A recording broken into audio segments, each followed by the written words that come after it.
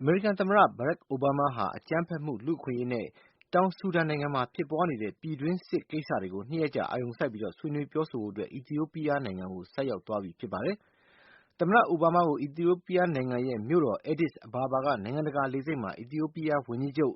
Haile Mariam Desalegn က ကြိုဆိုခဲ့ပြီး အမေရိကန်သံရုံးအမှုထမ်းတွေနဲ့ တွေ့ဆုံဖို့ အမေရိကန်သံရုံးကို ခေါ်ဆောင်သွားခဲ့ပါတယ်။ သမ္မတ အိုဘားမားဟာ တနင်္လာနေ့မှာ အီသီယိုးပီးယားခေါင်းဆောင်တွေနဲ့ ၂ နိုင်ငံရေးရာကိစ္စတွေကို ဆွေးနွေးဖို့ စီစဉ်ထားသလို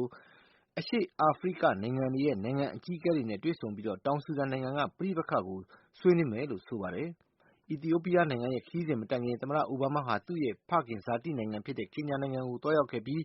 အဲဒီအရပ်မှာ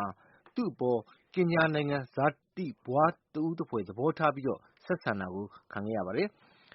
ကင်ညာနိုင်ငံကနေ တနင်္ဂနွေနေ့ ပြန်လည်မထွက်ခွာခင် မိန့်ခွန်းပြောဆိုရာမှာ သမ္မတ အိုဘားမားက ကင်ညာနိုင်ငံဟာ အန္တရာယ်တွေရှိသလို အလွန်အလားအလာကောင်းတွေရှိတဲ့ လမ်းဆုံလမ်းခွနေရာကို ရောက်နေပြီဖြစ်တယ်လို့ ပြောဆိုခဲ့ပါတယ်